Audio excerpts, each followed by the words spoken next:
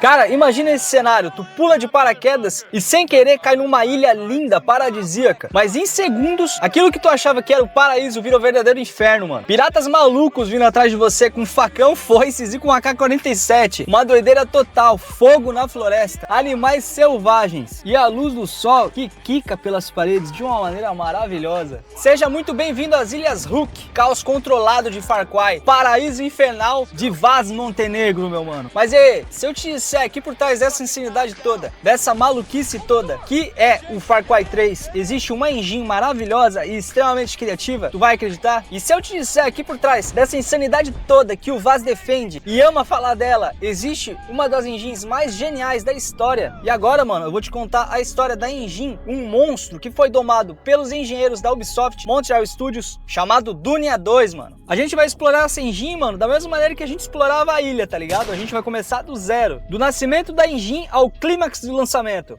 E a gente vai revelar segredos técnicos que fizeram que esse jogo seja o mais foda da Ubisoft, sem reclamação. É o mais foda da Ubisoft, sem sombra de dúvida alguma. Então prepara aí, mano, deixa teu like, se inscreve no canal, porque agora eu vou te mostrar como Pixels transformaram um jogo num pesadelo tropical totalmente foda pra caralho. Cara, tudo começa no ano de 2004, com o Far Cry 1. E a CryEngine, original da Crytek, que era basicamente pra época, pro ano de 2001, uma máquina que fazia a savana africana pulsar, cara, pulsar. Porém, a engine do Far Cry 1 não era o suficiente. A Ubisoft queria gráfico, ela queria controle total, ela queria mapas gigantes, ela queria uma vida realmente repleta de vida para as ilhas tropicais dos próximos jogos. E também Far Cry 1 não tinha um suporte tão perfeito quanto os seus posteriores. O Far Cry 1, ele era meio que específico para PC, tanto que é muito difícil tu achar o jogo disponível para outras plataformas além de PC. E enfim, mano, depois dessa engine do Far Cry 1, nasce Dunia.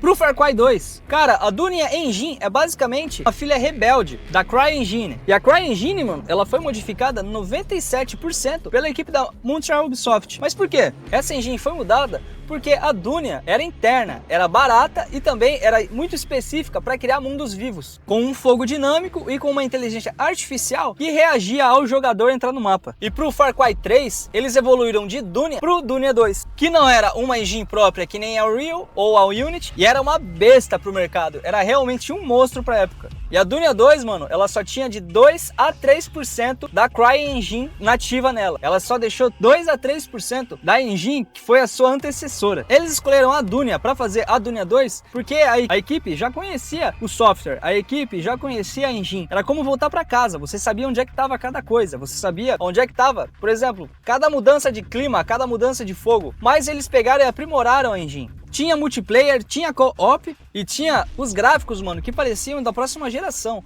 Tem jogos do PS4 hoje em dia que não mantêm os mesmos gráficos do Far Cry 3 que fazia lá em 2006, velho. É espetacular isso. E agora, mano, a gente começa a falar de código, agora que a gente entra na selva digital do Far Cry 3, depois que eu te passei esse contexto todo. Cara, o coração da Dunia 2, ele bate em C++. Ah, mas por que C++? Porque C++ permite você ter um controle total do software, permite você ter um controle total daquela engine. C++ era basicamente o rei dos jogos AAA para a época. C++ é basicamente um Corvette Turbo que veio lá da Suíça e pega e renderiza jogos muito realistas. Ele faz o jogo parecer muito mais rápido e muito mais fluido e simula mundos em tempo real de uma maneira espetacular. O C++, mano, ele tem um controle fino de memória. Cara, C++ ele deixa colocar shaders. C++ suporta mods. Cara, C++ suporta shaders pro PC, diretamente do DirectX, tá ligado? A renderização ela é feita pelo Defender Engine. Ela é tipo assim, ó, imagina pintar uma casa, mano. Mas antes de pintar a casa, você tem ela branca na tua frente, sem cor nenhuma, e você só precisa ir lá e pegar o pincel e pintar ela toda. Era assim que eles faziam. Você primeiro desenha as formas e as texturas num Gbuffer, mas num Gbuffer gigante, né, que era a ilha ali do Far Cry 3, e depois é jogado as luzes por cima do jogo. Depois é pintado o jogo de maneira brilhante, de maneira genial, porque daí não pesava tanto pro RAM do PS3, que na época era só 256 MB. E o resultado dessa pintura com luz, mano, era basicamente milhares e milhares de objetos dentro do mapa, animais, árvores, tudo sem travar nada, tudo sem lag nenhum. Tudo isso no PS3, que, porra, a memória daquele console era limitadíssima. Mas, cara, no Far Cry 3, o que se dedica, o mais espetacular, o mais foda, o verdadeiro truque de mestre do jogo, é o DRTV, ou Defedery Radiance Transfer Volume, Looms. Olha só, mano, pensa na luz direta com eco. Sim, a luz tem eco. A luz existe eco. Se você não sabia, agora tá sabendo. Por exemplo, o sol bate numa pedra e aquela pedra ilumina uma grama e aquela grama ilumina a caverna. Isso é o eco da luz solar. E em 2012, mano, o Ray Tracing, que existe hoje em dia, era um sonho muito distante. Então eles pegavam e usavam probes invisíveis. Era como se tivesse microfones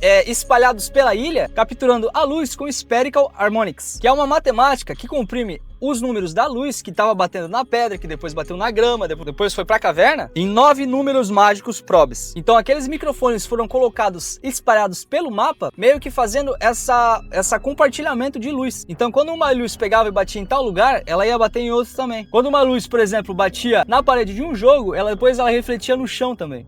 Era como se tivesse vários e vários refletores dentro do mapa refletindo a luz do sol, o que deixava o jogo extremamente realista e extremamente foda pra época, porque a gente não tinha visto nada nisso naquilo lá no PS3. Mas aí, beleza, artistas colocam aquela luz e aqueles compartilhadores de luz no jogo offline na programação. E no jogo, como é que funciona? A CPU pega e atualiza dinamicamente a posição do sol. Então você tem a posição do sol mudando constantemente dentro do jogo, então você meio que tem aquela luz mudando toda hora ela tá mudando, que nem na vida real. Então a luz do jogo, ela fica a todo momento se compartilhando. Enquanto a luz do sol tá compartilhando lá de cima aquele brilho, os compartilhadores que eu expliquei anteriormente ali, ele pega e fica refletindo dentro do mapa. Então você tem uma iluminação foda 24 horas dentro do jogo. Mas aí, vamos sair um pouquinho do céu, vamos sair um pouquinho das nuvens e da iluminação toda e a gente vai descer pro chão da selva. A física do jogo era feita com AVOC e é um motor padrão que fazia os piratas pegar e pular quando você jogava uma bomba neles. Fazia os piratas voarem quando tu pegava e empurrava eles de um penhasco, por exemplo, que fazia a folhagem do jogo ter uma colisão real, que fazia os jet skis pegar e planar em cima da água. Tudo isso, mano, tudo isso é AVOC. Que fazia os animais terem um peso real dentro do jogo, era o AVOC. Ah, e o fogo? Como é que era feito o fogo do Far Cry? Cara, o fogo do Far Cry é uma lenda viva. Aquele jogo não era feito com partículas bobas. O fogo dentro do jogo funcionava como grades. Era como se tivesse partículas para pegar e simular o fogo como brasa e como chama. Então você tinha a brasa espelhando a chama dentro do jogo. Então tinha uma grade 2D para o terreno. Quando tivesse fogo no chão, por exemplo, você tinha em 2 dimensões a brasa e o fogo, ou seja, a brasa estava simulando a iluminação laranja para o fogo e a iluminação laranja estava simulando uma iluminação vermelha para a brasa. E, por exemplo, quando pegava fogo nas árvores, a iluminação ia de 2D para 3D.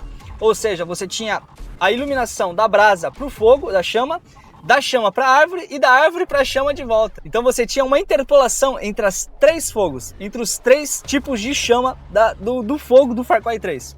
Por isso que era tão realista. Tinham 3 tecnologias focada em dinâmica e em compartilhamento de partículas. Ou seja, cada célula do fogo era feita especificamente para pegar e compartilhar entre elas mesmas. Por isso que o Molotov do jogo era tão realista também. O Molotov, além de pegar e ter compartilhamento com o chão, que era terreno em 2D, ele, quando você pegava e atirava no inimigo, ele tinha compartilhamento com o HP do inimigo. Então ele entrava em contato com o inimigo, ele já drenava o HP. Então tinha uma otimização do fogo ali, porque quando você diminui o HP e pega e aumenta o número de partículas, na teoria vai pegar e aumentar o nível de pixels na tela, mas na prática você só tá fazendo uma troca. E é por isso, cara, que o fogo no Far Cry 3 é tão realista. E é por isso que o fogo no Far Cry 3 tem dinâmica até com o vento. Quando o vento sopra de um lado pro outro, o fogo do Far Cry aumenta. Se você cria um fogo no meio de uma árvore, no meio de uma floresta, dentro do Far Cry e tá ventando, aquele fogo realmente vai se espalhar pela floresta. E cara, quando começava o fogo numa floresta, por exemplo, a IA do jogo sumia, a IA do jogo fugia, porque dentro do jogo ele foi criado para eles terem medo do fogo. Os animais tinham medo do fogo. Ah, mas isso aí é auto irreal. Não, mano, na vida real também acontece isso. Mas no jogo foi feito para quê? Especificamente economizar memória RAM. Então quando você tinha animais fugindo daquele ambiente ali, você tinha menos pixels na tela para processar. Você tinha menos memória RAM para consumir. Isso aí foi um ato genial, porque com menos memória RAM para consumir, você consegue aumentar a realismo do fogo. Mas agora, falando em IA, mano, a gente vai falar de sistema e o sistema anti-escape script